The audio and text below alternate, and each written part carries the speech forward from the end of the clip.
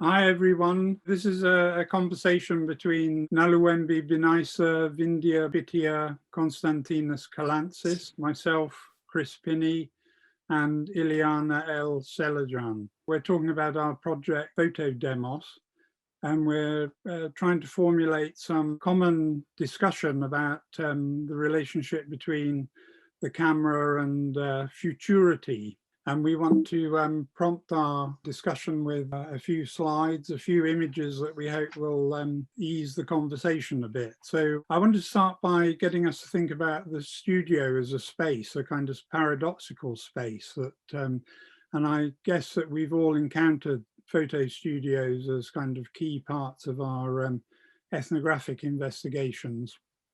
And it strikes me they're paradoxical in that they often present themselves as repositories of the archaic of past practices. And what we need to do is imagine them as vanguardist points, having once in their past history been places of incredible experimentation and originality. My own experience, that previous slide I should say was from Kathmandu Valley in Nepal. This is a 120 negative I was shown in a fascinating old studio in downtown Dhaka in Bangladesh. So it's very often the case that studio proprietors want to show you their heritage, their history. And it strikes me that one of the important tasks we have is to imagine that history as unfolding, to kind of rewind that history and understand how these technologies were once revolutionary and how these studios are now pursuing other different revolutionary techniques. So Nalu, you provided a couple of images. I wondered whether you wanted to speak to these. Yeah, thank you very much, Chris. As you know, my research was in Nigeria, and these two images are taken from Ileana in Osun State, and both taken by elder photographers in Osun State. The one on my right-hand side of the three gentlemen is taken in the 1960s by Simple Photo and is scanned from a 120 negative, and is one of those photographs that I think we've seen in photographs of this era in across our different regions, where young people pose with an object of modernity, both to show their aspirations, because this could be, it's not clear who owns this bike, whether it's owned by all three or whether it's a bike that's used as a prop by the studio. I mean, the studios, and they still do in Ila, take photographs outside because of light challenges, power outages and the like, and depending on the prop that's being used as well. So, but the one on the left-hand side is, I thought, quite fascinating because it's from 2018, but it uses a photograph. The inset photograph at the top right-hand corner is of Fagbamila Ajagunla. Yoruba people, please excuse my terrible pronunciation. And he's the historical founder of Ila Rangoon in the legendary time that's seen as the birth of the Yoruba people as the sons of Oduduwa left Ile-Ife. So the mythology goes. But what's so interesting for me in terms of thinking about mobilities of more indigenous ancient aesthetics with modernity is that the sticker is sponsored by the Students Association, and it's a car sticker, and basically translates as, I'm an authentic indigene of Ila Rangoon, a descendant of Oduduwa. And so it's both a call away from the politics of the nation towards more the politics of indigeneity, but put on a vehicle that will traverse the length and breadth of, potentially the length and breadth of Nigeria.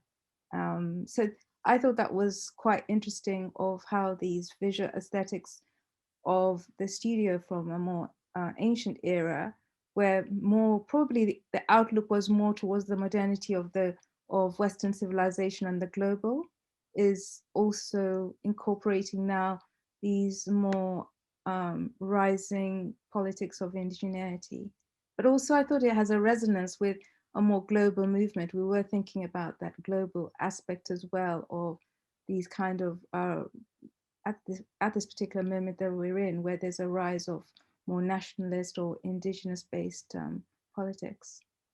So there's something very complex going on at the level of temporality, of holding of, well, one might think of empty, homogeneous time, of, think of Walter Benjamin's distinction between that time and messianic time.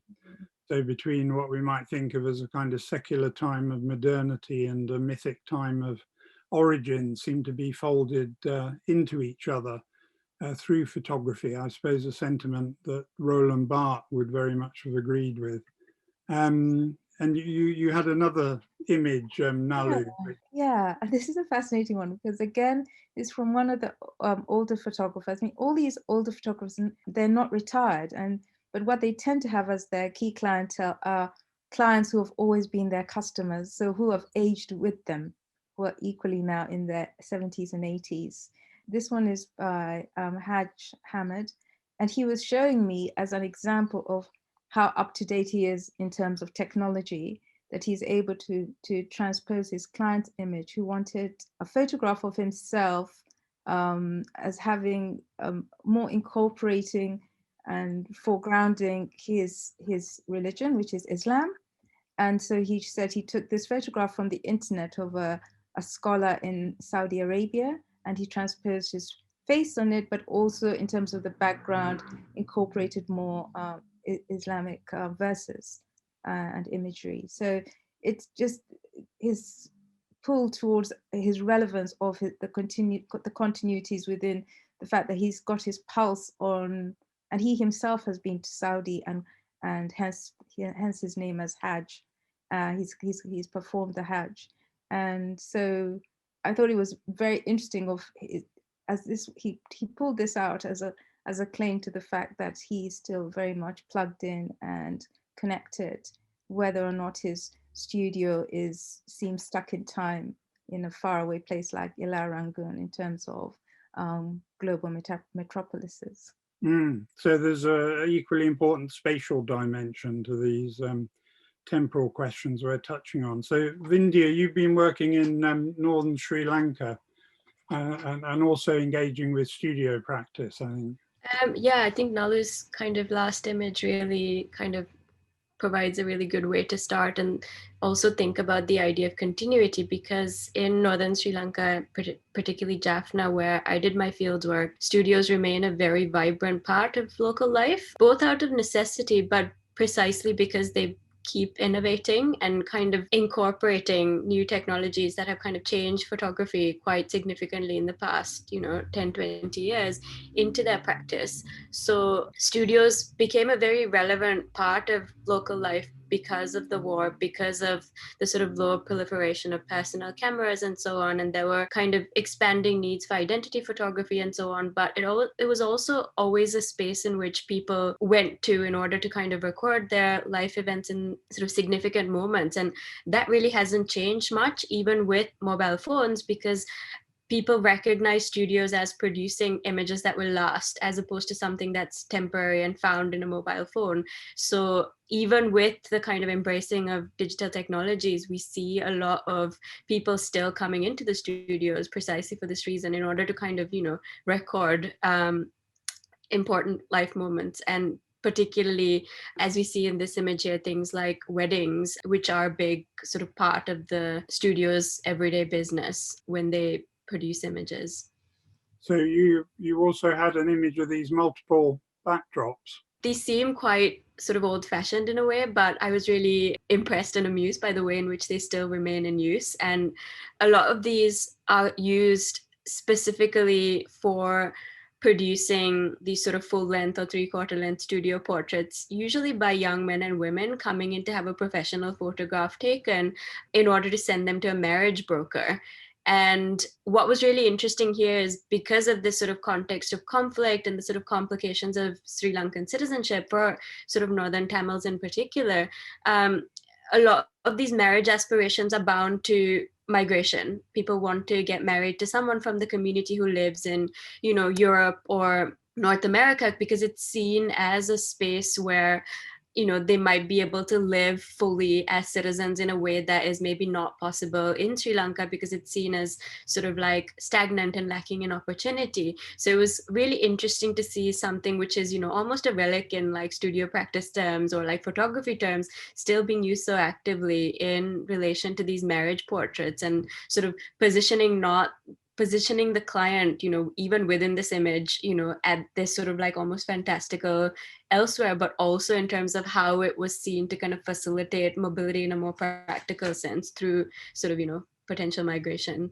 So one could say that that pathway in the backdrop is more a pathway out towards the world rather than a pathway back home. Yeah, that's actually true. And Kostis, you selected some very powerful images relating to your research on the legacy of wartime atrocity in Greece. Yes, these are all taken from the Kalavrita Museum, the museum dedicated to a slaughter that happened in 1943, perpetrated by the German Nazi army at the expense of the local population. And the reason that I've edited these together is because first, they speak to a certain framing of the past into the future. So the one on the upper left side shows students of the local high school. And the way in which the image is framed in the museum is, it sort of draws on the famous passage by Barthes on the double temporality of photography. These people are shown ignorant of what's about to happen to them. So they are shown to be alive right at that moment, a few years before the slaughter happened, but we all know that they're going to die. And on the right side, you see the pantheon of the photo wall of the people who were murdered by the German troops. And this is also about photography's use as a message into the future. So this is about reminding what happened, and this is about collecting and registering the past, but also saying something about what this past may mean for the future. So on the lower right side, you have a man who was a survivor he was young at the time, and he survived the slaughter, and he's pointing to his father, who's part of the photo wall. But this is also a man who very actively volunteers and offers guided tours to groups, often German-speaking groups. And it's very palpable in his, but also in most residents' sort of sentiments and sensibilities, that he wants, by looking into this past, to articulate a certain moral desire and to articulate a certain distinction between victims and perpetrators, Germans and Greeks. And I should add here that Germany's role in this realpolitik register has been vexing in Greece since 2010 with the implementation of austerity measures, and Germany has been returning in the public imaginary as a kind of continuing perpetrator. So this man is emphasizing the past, the images of his father, the images of the deceased, of the murdered, but he also wants to say something about a desire that Germany acknowledges the atrocity, that there's a line between victim and perpetrator, and there's something that needs to be reminded for the future. And that future is not the sort of positive future of necessarily the potential new beginning, as in Vindhya's previous studio image, but it shows that the future may rest on the negative, on the desire for the negative, but one that is equally powerful in terms of the political articulation that it wants to make. So it strikes me there are at least two things going on there. I mean, one is that sort of Barthian double temporality. You know, one thinks of where you're pointing to his caption of the Alexander Gardner image, showing Lewis Payne, who's about to be executed. He is dead and he is going to die.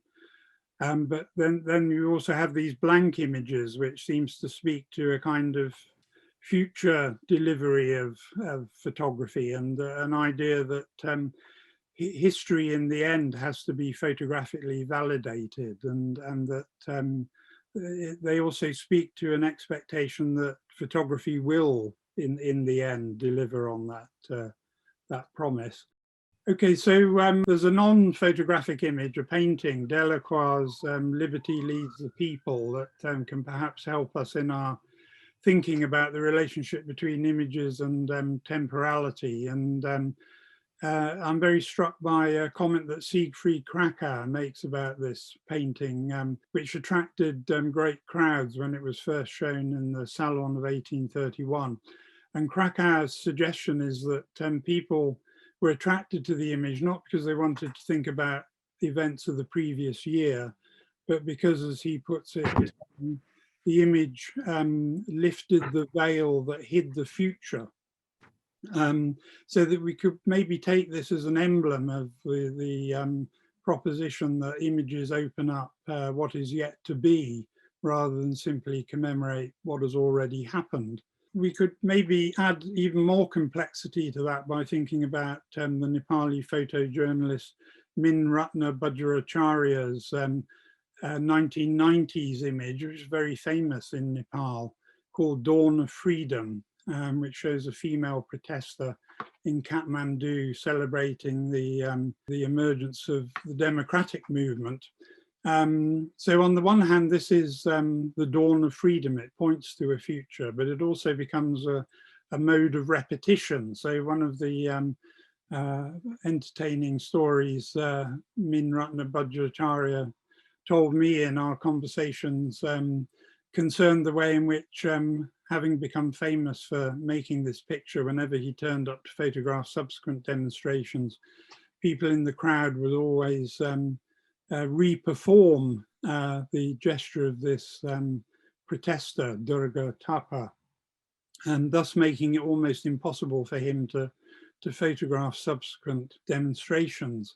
And I think, Ileana, you wanted to pick up on that theme in relation to the recirculation of iconic imagery in Nicaragua. Yes, definitely. So this is a photograph I took of one of my interlocutors in Nicaragua, and he was actually a combatant in the, he was a soldier in the Contra War. And this is a picture that I took in 2018 at the beginning of the year. And he still stores this amongst other images from the revolution, from the Sandinista revolution of 78, 79, from the insurrection, I'm sorry, and then from the Contra War from the 80s. So he stores this little archive in his cell phone, and amongst photographs of family and friends and things like that. And I thought it was very interesting because this is known. This is a photograph by Susan Maisilas. Most people who are familiar with the image can identify it even on this very blurry screen. And this, it's very striking. So this photograph by Susan Maisilas that became the kind of the monument of the Sandinista insurrection was actually taken at the very end of the insurrection, when the victory of the Sandinistas was absolutely clear. So, and it's really, to me, it's really fascinating that nonetheless, even though it's not a photograph that depicts a sort of a moment of doubt, we don't know what the outcome of this moment will be. It depicts a moment of absolute certainty. The revolution has triumphed.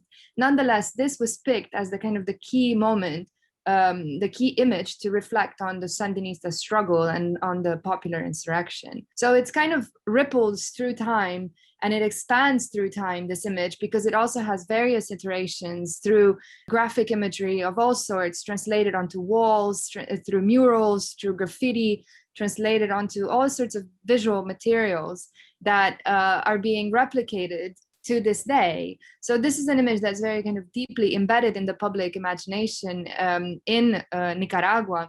And it also, I think, functions in a way similar to the Delacroix image and Krakauer's comment. It responds to this notion of the photograph as premonition. It sets into play a repetition of these insurrectionist gestures with which then people kind of self-identify. But what's even more fascinating about this image is that this revolutionary legacy manifested through photographs such as Maisilas's has been contested in recent years, especially as the revolutionary regime, which is back in power, has become increasingly authoritarian. So if you don't mind advancing, I have this other image I want to share. So this is a photograph I took just a few months later during massive protests against the regime. And again, the Sandinistas are back in power and increasingly authoritarian. And the protesters were actually claiming that the stuckness in this kind of insurrectionist narrative maintains a cycle of violence that needs to be interrupted by peaceful means. So the interventions that were staged during several months of protests in public space, here you can see protesters taking over this public monument and inserting themselves in it. Kind of the structure of the monument is very convenient in that way.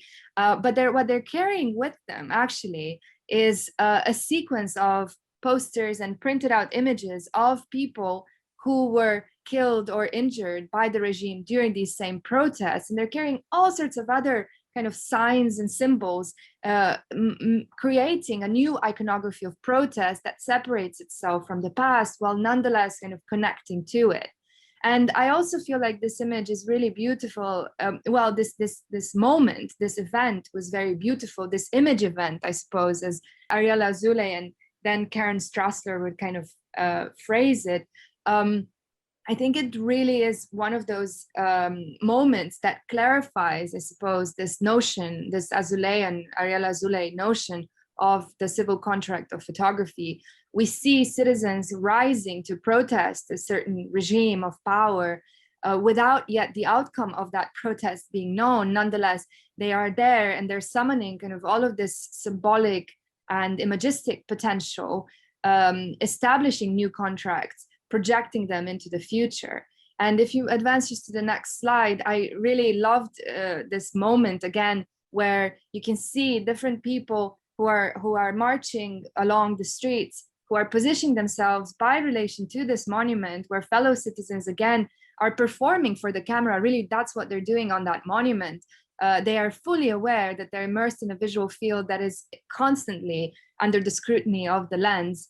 And so this young man positions himself by relation to the monument and takes out his camera and takes a selfie. So I felt like that was kind of the added kind of moment into this paradigm, I suppose, this new paradigm, and to thinking about not just photography as the photograph as premonition or as moving into the future, but also thinking about the photograph as a moment of creation, of bringing into being this social contract. Very fascinating. So you were in the middle of that thwarted revolution during fieldwork. Yes, I was. So maybe you've raised Azoulay, and I think we've all been provoked by her suggestion that photography is as much about unpredictable ends and outcomes as it is about the past. And I think one of the things we found liberating in different ways is the assistance she's given to us in thinking about photography in these new future spaces. And perhaps nothing better exemplifies that better than this image from the Terai in Nepal, which is the kind of dream of a small town Nepali citizen of a better life in the Gulf, a kind of fantasy of zooming via Emirates to Dubai, to wealth, success. So photography, I think, is very powerfully incarnated in the future idiom here. Vindhya, I know you wanted to make some observations about your engagement with ID photography in northern Sri Lanka. Sure. ID photography is interesting because it is prerequisite almost, because it establishes your citizenship in one way or the other in Sri Lanka, particularly to do with, again, securitization related to conflict. So this meant that, every citizen above a certain age would, have their photograph taken, whether they want to or not.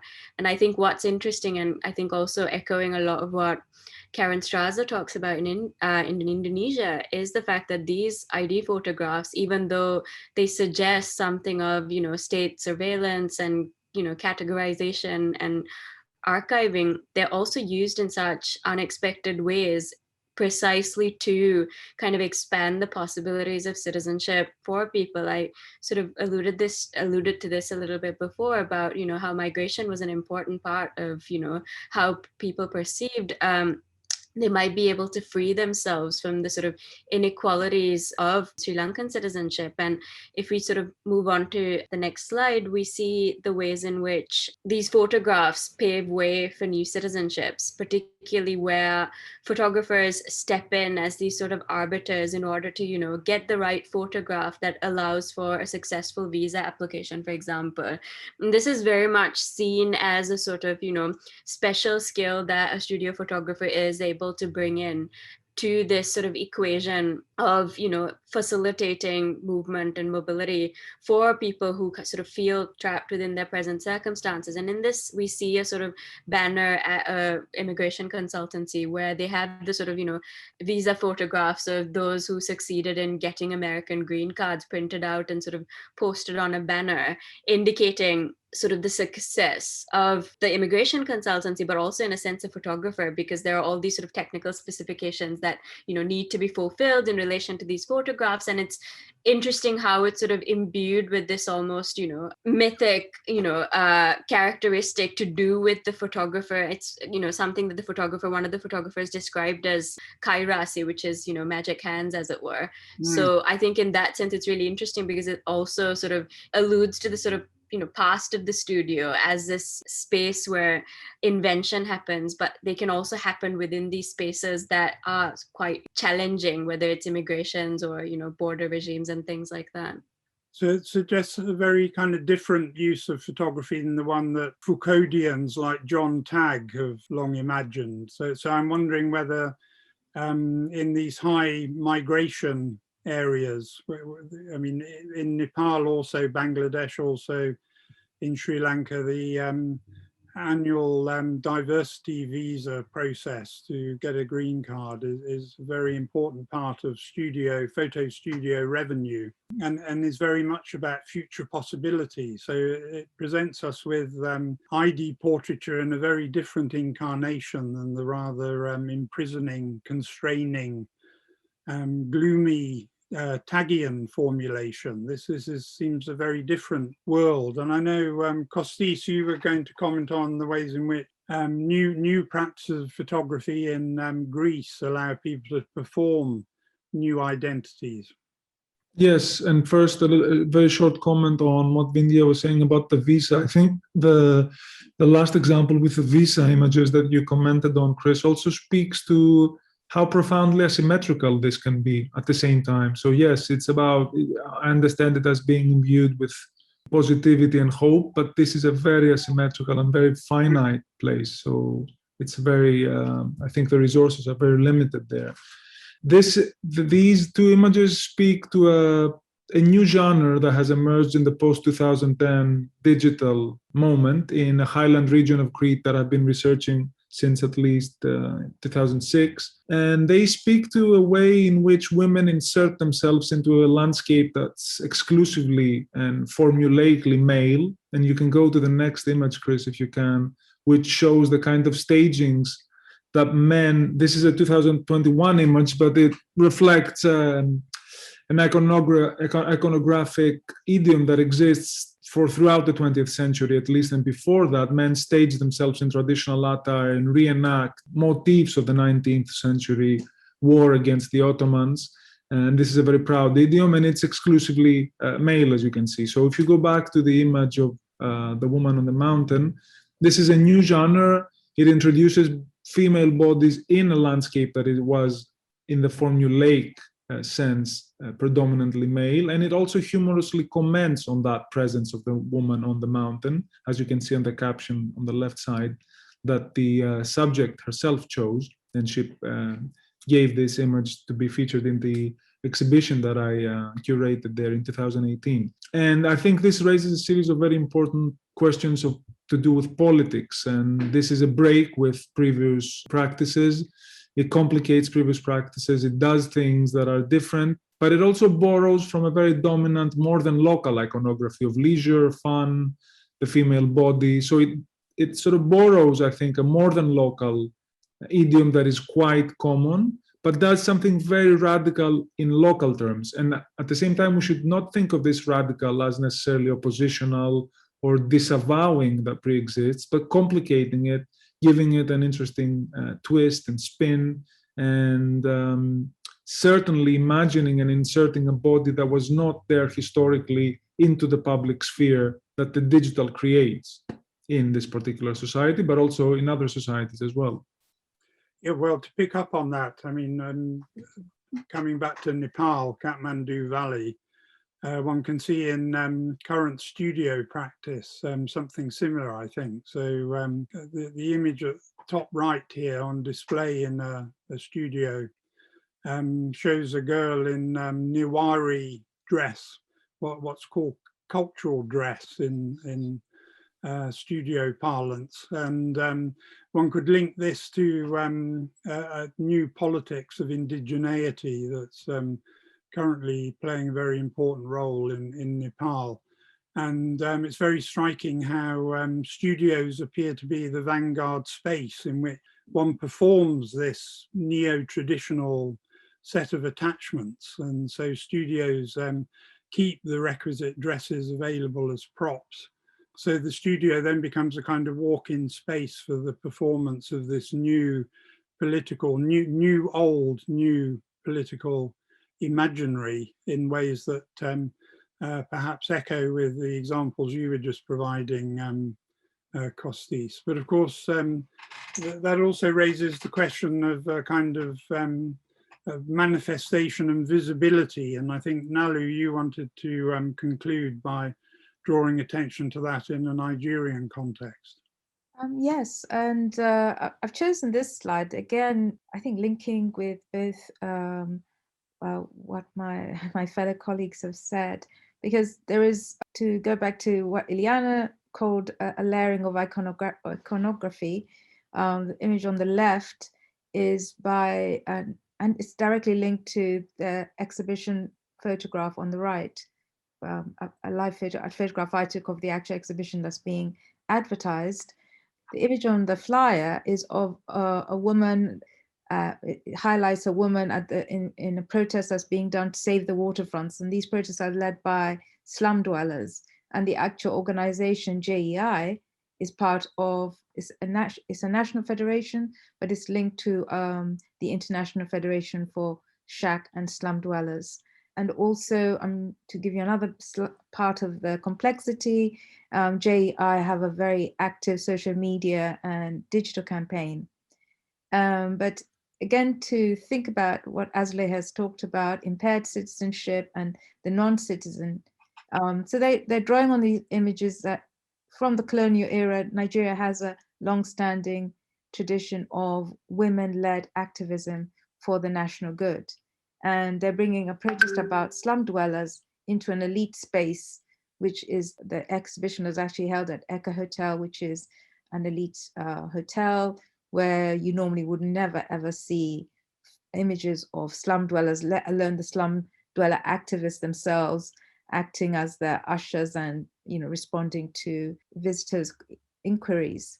So I'm really struck both by what we try to think about in terms of temporalities, aesthetics drawing the local into global conversations around inequality, inequalities of citizenship, as all of us have spoken to, but also to the shock aspect. I mean, as an observer, watching the different, because the exhibition was held in an open space, so even if you didn't want to visit the exhibition, because all around it is the seating space for diners and people taking a drink in the open air, the exhibition is forced into their line of vision, and they either physically recoiled or even averted their faces away from a part of this, the majority actually, because the poor are in the majority in Lagos, who they usually choose not to see, who are now within their space. So these struggles for visibility are very much at the center, as well as drawing into the memory of struggle into the present moment. So linking, you know, the struggle for the nation with the struggle to the right to the city. Great, thanks Nalu, and thanks everyone. Look forward to future conversations. Thank you, everybody. Thank you.